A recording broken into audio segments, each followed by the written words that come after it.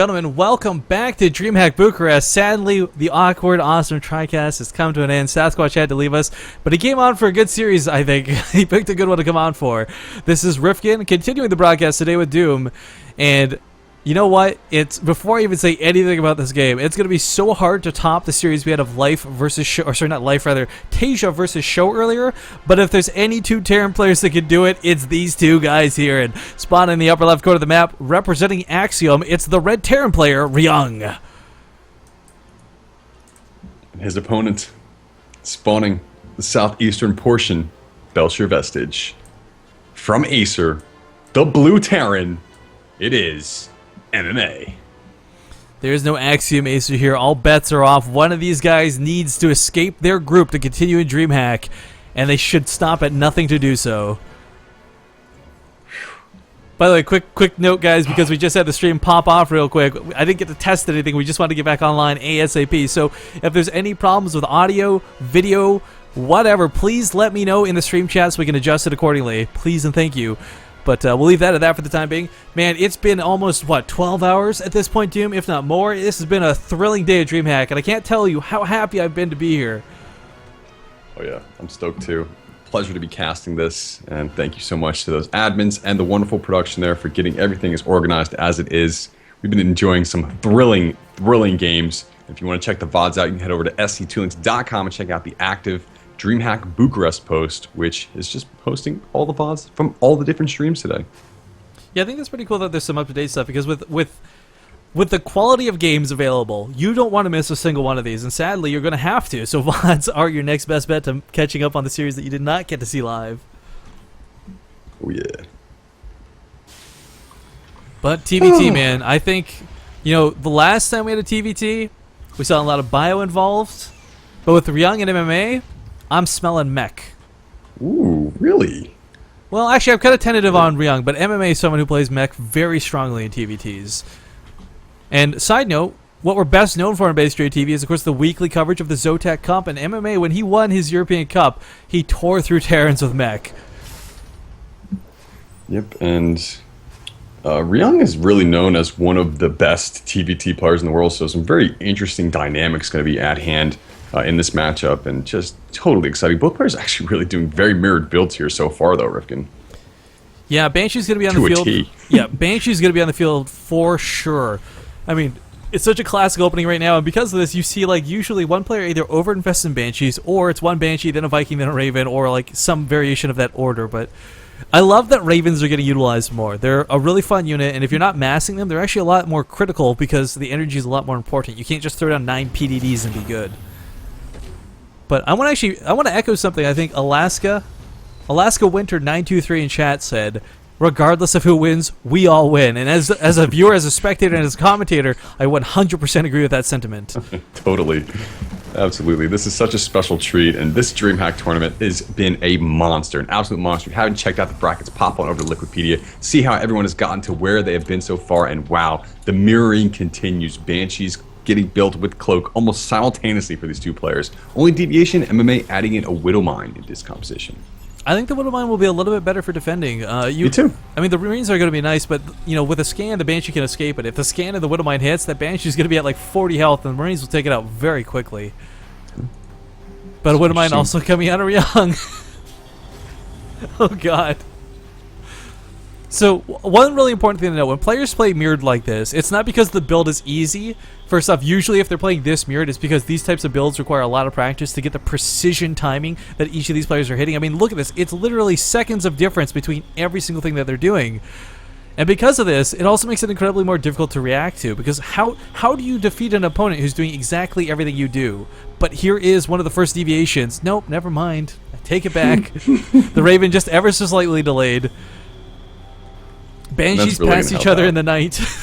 Yeah, Raven in combo with a Widowmine for defense, or even just the Marines for defense. It's really going to make the Banshee. Oh, if he didn't unburrow, you gotta be careful. It would have flown right on top of it. All right, well, the jig is up. Yeah. Banshee, meanwhile, from MMA, going to get here into the main. Cloak does go off. Marines are not able to fight this just yet. So going to get a couple of good SCV kills in here. But meanwhile, on the other side of the field, Ryung is actually focusing the supply depot because he's got to use his micro to take care of the Banshee at home. He cannot afford to dance the way MMA currently is. Ryung almost getting that Banshee down with the scan, but not going to be following through with that completely there. Raven will be popping out, though, so we should be able to see it in just a moment. Got to keep the upper Marines alive to take it down. And there we go, cleaned up. Yeah, meanwhile, Ryung's Banshee kind of being a bit of a problem. The Banshee, or sorry, the Raven is out, but he's utilizing the range and a nice use of the auto turret to drive him off for the time being. Cheeky. I like it, I like it. Me too. Yeah, command centers are both finishing up in base. Orbitals, I imagine, will be morphing at the same time. And look at this, tanks coming out. The actual deviation in this game was a Viking versus a Banshee.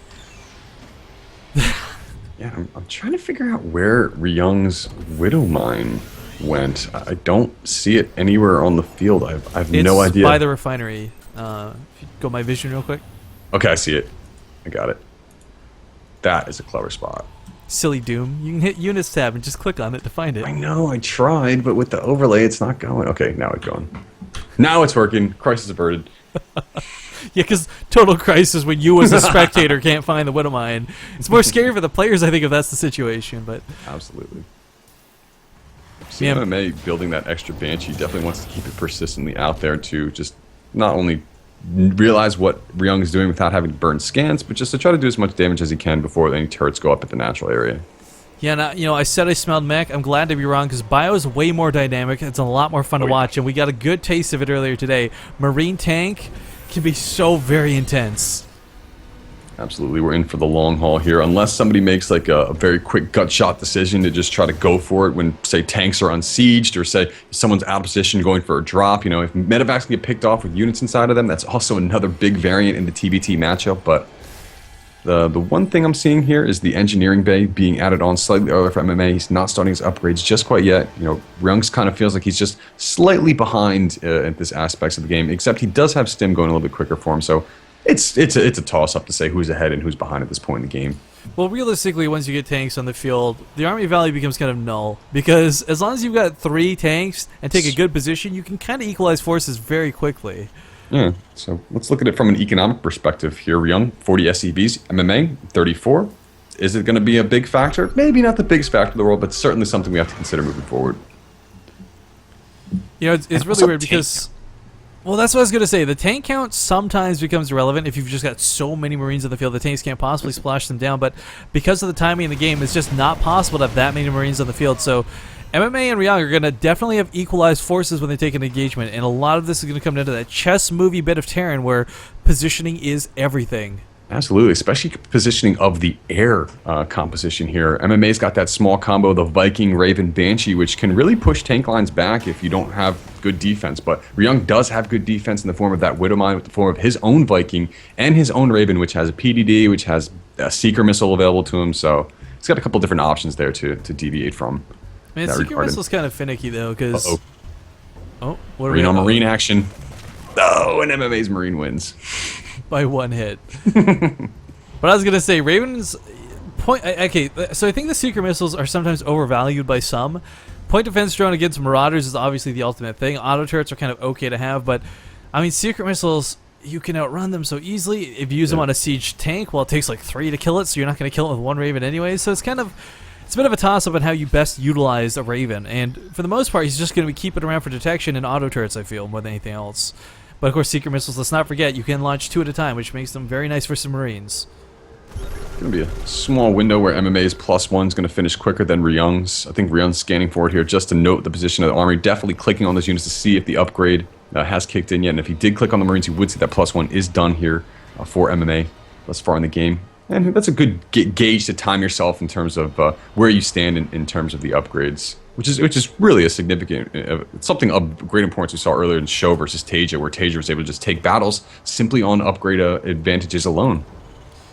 Well, this is the one aspect of TBT that does remind me a little bit. Wow, that's 12 hours of casting starting to kick in.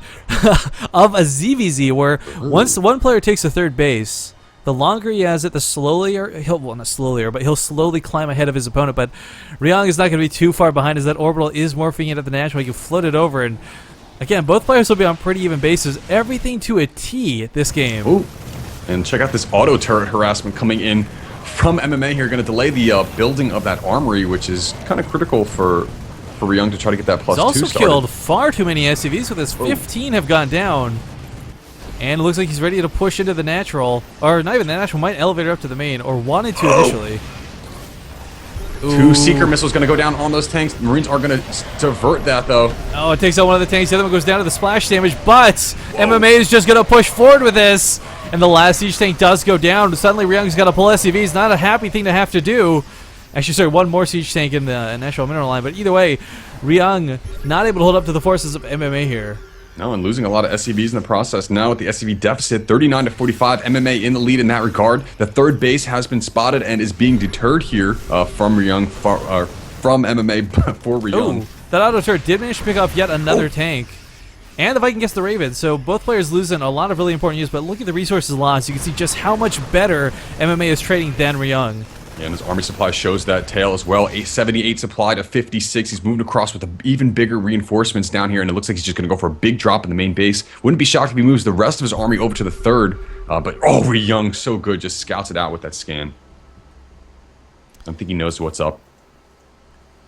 Well, armory finally going to come down for MMA. A little bit delayed, but of course, it's more about the bio upgrades than it is the mechanical upgrades. The mechanical upgrades are always a good thing to have, but the priority goes towards the the +3/+3 for the bio than for the tanks, because it's a little bit more significant. You're gonna have a lot more Marines than tanks on the field.